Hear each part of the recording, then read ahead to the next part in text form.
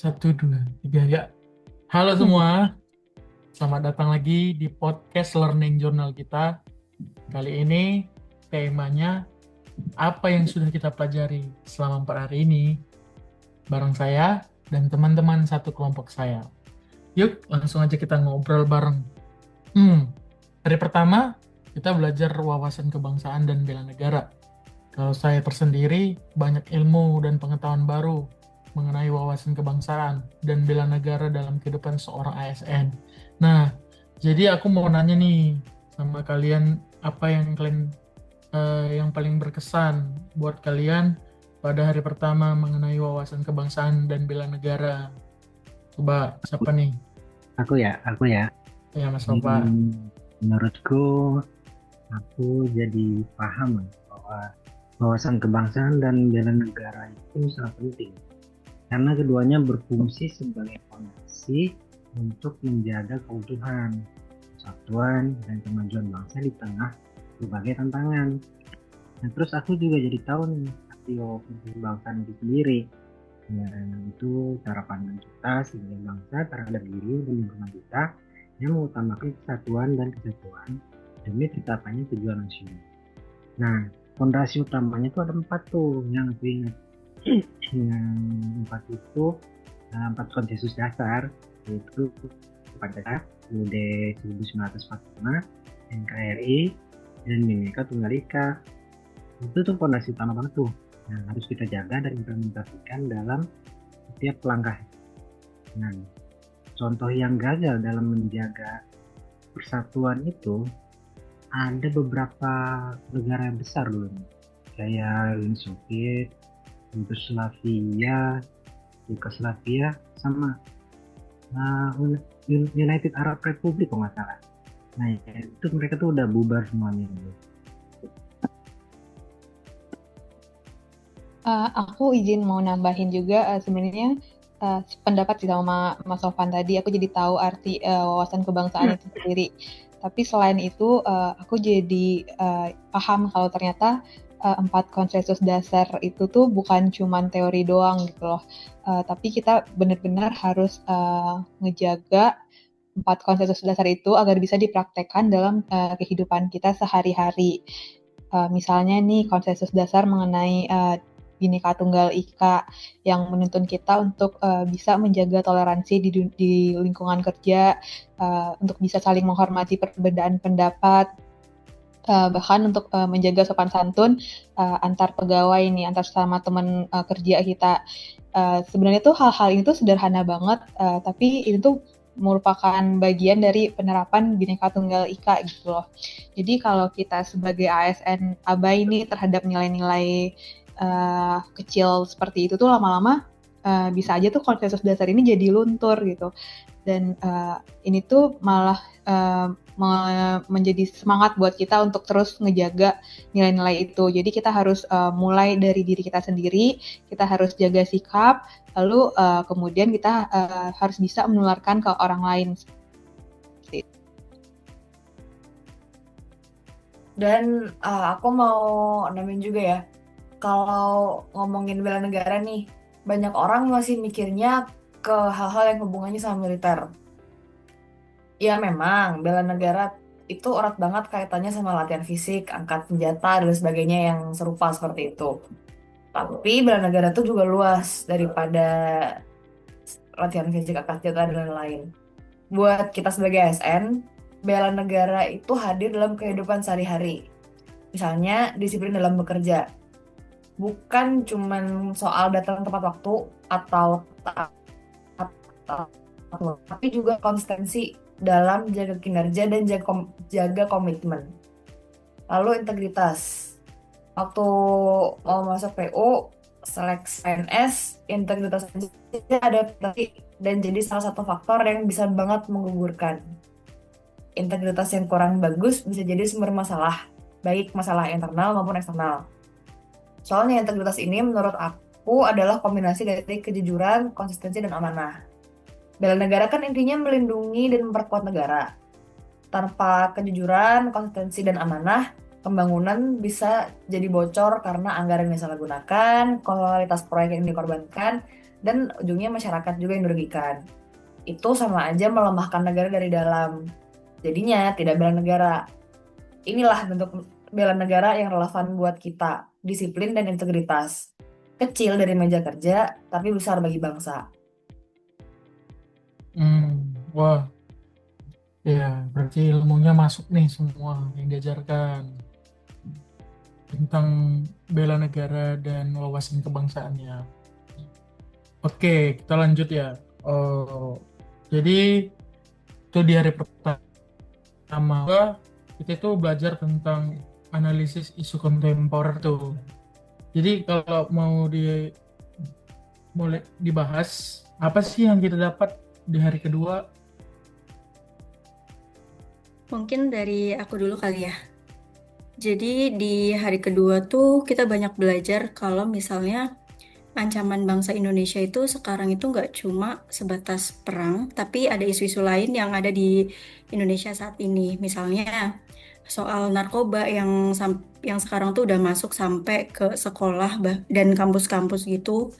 Dan kemudian soal korupsi yang mana pejabat masih sering melakukan tindak pidana korupsi baik itu di pusat ataupun daerah. Dan mungkin kasus terbaru yang kita dengar kemarin-kemarin itu tentang OTT yang di Wamenaker itu ya.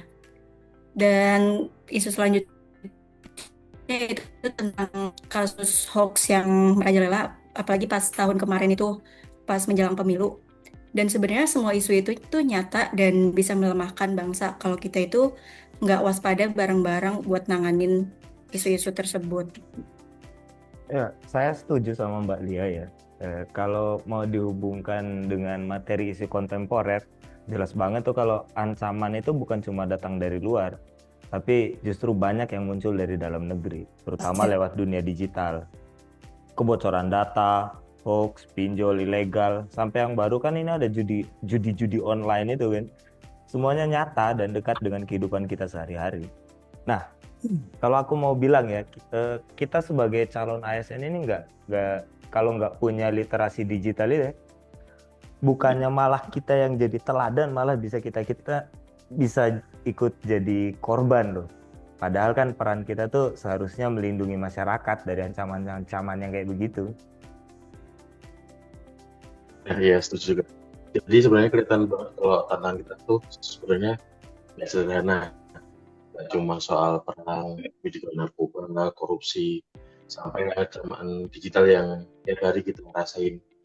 Jadi kayaknya pelajaran terpenting itu gimana kita sebagai calon ASN harus siap bukan cuma seperti masalahnya, tapi juga kasih contoh lewat sikap kritis dan melek digital. Kalau nggak mulai dari kita sendiri, siapa lagi? Oh, jadi begitu ya. Berarti ancaman itu memang nggak cuma datang dari luar, tapi justru banyak yang datang juga dari dalam negeri. Terutama yang tadi sampaikan Mas Sofan, Wahyu. Mbak Lia dengan Mas Wahyu. Ya. Lalu kita mau bahas nih hari ketiga. Kita bahas tuh tentang algoritma kebangsaan. Jadi menurut kalian tuh gimana untuk hari ketiga? Waktu kita bahas algoritma kebangsaan. Kalau yang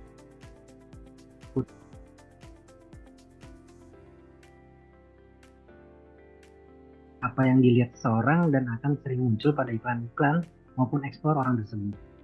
Dan sebagai contoh nih misalnya aku lagi nge-like sebuah postingan tentang sepak bola, nggak dapat dipungkiri tuh kayak iklan di Shopee, explore IG atau Facebook aku tuh ya akan berhubungan dengan sepak bola. Nah, terkait algoritma kebangsaan ini, intinya kalau menurutku ya itu membuat orang-orang jadi terbiasa melihat hal-hal yang membangkitkan jiwa kebangsaannya, dan kita sebagai ASN adalah agen itu. Misal ketika teman-teman kita melihat postingan kita yang terkait tugas-tugas kemarin tuh, nah lalu mereka like postingan kita tersebut, tanpa disadari tuh ya algoritma kebangsaannya itu lagi bekerja tuh. Mungkin aja explore dan suggested post mereka tuh ya akan berisikan hal-hal yang bermanfaat. Bener banget, apalagi kayak generasi muda sekarang kan banyak banget yang terpengaruh sama konten-konten yang ada di media sosial. Jadi ini bisa jika seandainya ASN muda bisa bikin narasi yang positif, itu kayaknya bisa jadi counter buat narasi negatif ya. Jadi contohnya nih kalau ada berita hoax atau ada ujaran kebencian yang udah viral gitu loh, ASN itu bisa hadir. Caranya gimana? Caranya ya memberikan klarifikasi yang benar nih atau menyebarkan konten edukasi yang menyenangkan. Jadi kita tuh bukan cuman sebagai konsumen informasi doang, tapi kita juga sebagai produsen informasi yang bermanfaat gitu. Nah, jadi saya rasa tantangan terbesar sekaligus peluang buat ASN, terutama buat kita-kita yang masih muda nih, yang masih dekat sama teknologi itu adalah untuk menjadi agen perubahan di dunia digital gitu.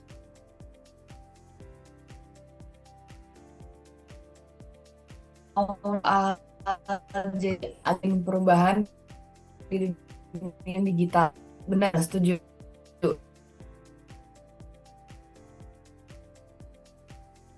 Pelayan kita. Di core value kita ada berorientasi pelayanan, tapi kita lebih dari itu.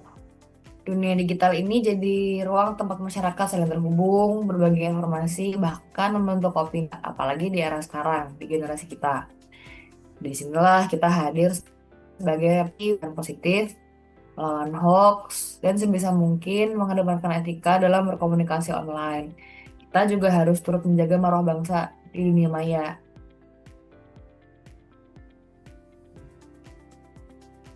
Oke, dari pendapat mereka sih aku bisa simpulin bahwa algoritma kebangsaan itu langkah yang struktur untuk menciptakan dan meningkatkan rasa cinta serta bangga masyarakat Indonesia terhadap negaranya sendiri, terutama melalui pemanfaatan teknologi digital dan media sosial untuk menyebarkan nilai-nilai Pancasila dan nasionalisme. Nah, tadi pagi itu kan hari keempat kita belajar. Di pagi itu kita belajar teknik analisis isu. Seingatku ada 7 yang diajarkan oleh Mas Muldan ya. Kira-kira hari ini dapatnya apa nih? Kalau dari Mbak Lia. Oke, kalau menurut saya sih pelajaran yang paling penting di hari keempat tadi ya. Jadi kita jadi paham kalau menghadapi masalah itu harus sistematis dan analitis. Jadi nggak boleh asal reaktif aja tanpa analisis yang jelas. Dan sebenarnya tahapannya juga jelas, mulai dari identifikasi dan deskripsi isu, terus memilih isu, menganalisis dan mendalami isu, lalu yang terakhir menentukan alternatif penyelesaian. Kita juga bisa pakai berbagai macam teknik ya, dan salah satunya APKL atau aktual problematik kelayakan, dan satunya itu USG atau urgency, seriousness, growth, yang bisa kita pakai untuk menganalisis setiap isunya. Dan kita bisa pakai metode-metode tergantung pada preferensi dan yang bakal kita hadepin gitu kalau dari saya. Nah, saya mau nambahin ya, kalau saya senangnya sih teknik 5Y. Gimana sebutannya 5Y? Why? Ya gitulah, agak bahasa Inggris soalnya. Dia kan yang kita pelajari tadi itu yang tentang 5Y itu dari satu masalah kecil, kita bisa telusuri terus dengan tanya kenapa tuh kan. Sampai akhirnya kita ketemu akar masalah yang sebenarnya. Misalnya kayak contoh ya, misalnya ada jalan yang cepat rusak. Kenapa bisa rusak? Ternyata jawabannya karena materialnya kurang bagus. Kenapa materialnya kurang bagus?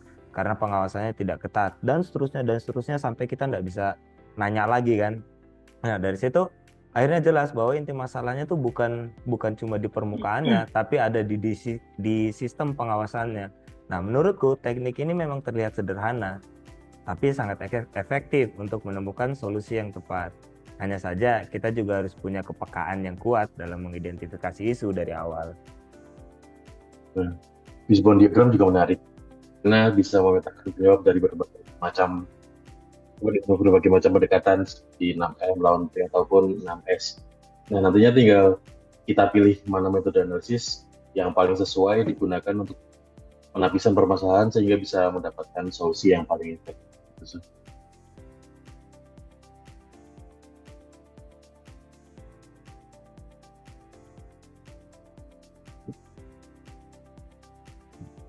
Kalau menurut Mas Sofan tersendiri?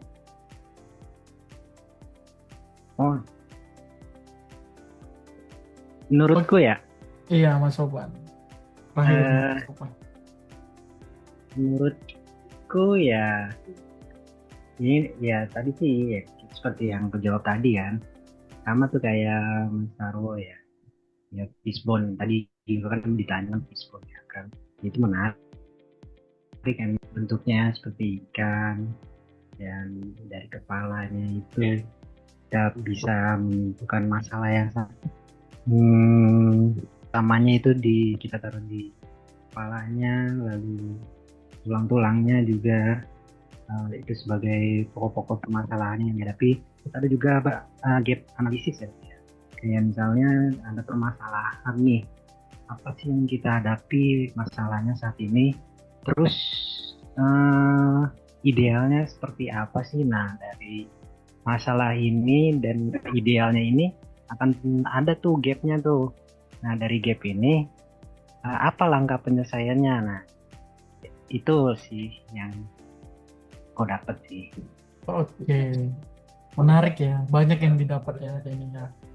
Oke, kalau dirangkum nih, kita kan udah belajar 4 hari ini. Menurut kalian, apa sih benang merahnya yang kalian dapat di 4 hari ini? Oke, menurutku benang merah dari semua modul yang kita pelajari selama 4 hari ini tuh adalah pentingnya setiap ASN memiliki wawasan kebangsaan yang kuat. Wawasan kebangsaan ini menjadi kompas moral kita mengambil keputusan.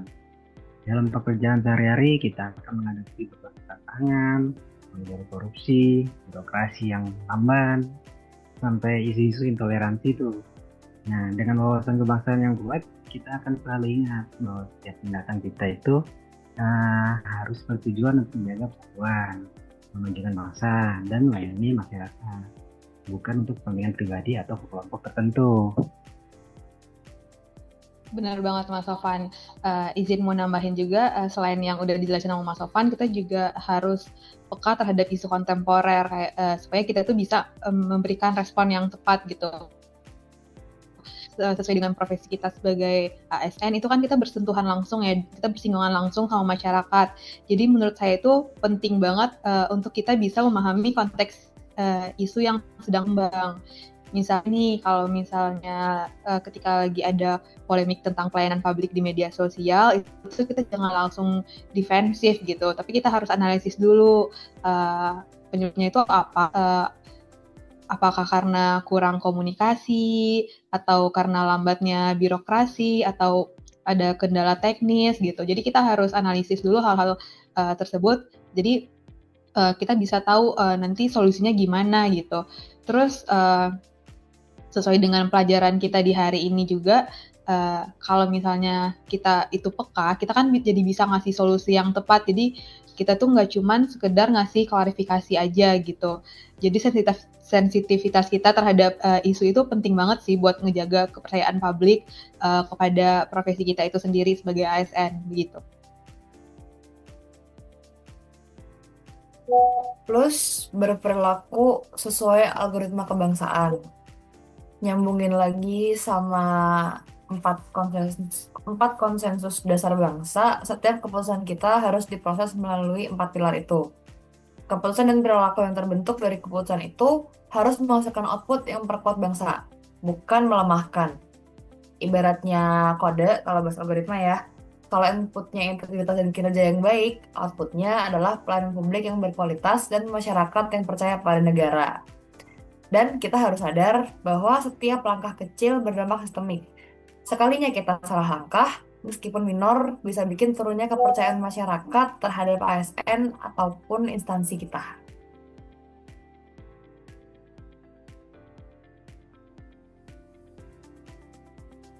Oke, mungkin aku juga mau nambahin, jangan lupa juga menurut saya kemampuan analisis isu itu juga jadi poin penting di 4 hari pembelajaran ini. Karena selama 4 hari ini kita belajar kalau wawasan kebangsaan, pemahaman isu kontemporer, sampai algoritma kebangsaan itu sebenarnya saling terhubung. Tapi semua materi itu akan lebih bermakna kalau kita bisa mengolahnya jadi tindakan nyata. Nah, disitulah analisis isu berperan supaya kita nantinya bisa cari solusi yang tepat, bukan sekedar reaktif atau asal menanggapi masalah aja. Tapi ya, kalau mau dipikir-pikir tuh, semua yang kita pelajari selama 4 hari ini tuh arahnya sama kan ya? Supaya kita tuh lebih peka, lebih siap, dan lebih bertanggung jawab sebagai ASN.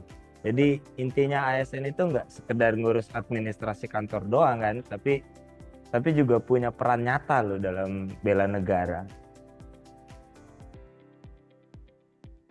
Nah, saya setuju sama Mas Wahyu ya. Kalau semua ASN bisa mempraktikkan yang sudah dipelajari ini, Indonesia pasti semakin kuat dan kepercayaan publik terhadap ASN itu juga akan semakin tinggi. Waduh, ya.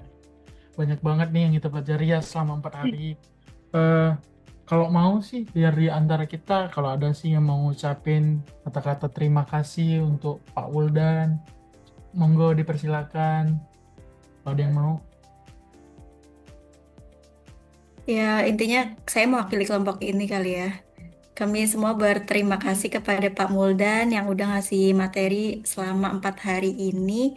Dan materinya sangat bermakna ya bagi kita, dan semoga kita bisa buat implementasiin materinya di kehidupan sehari-hari kita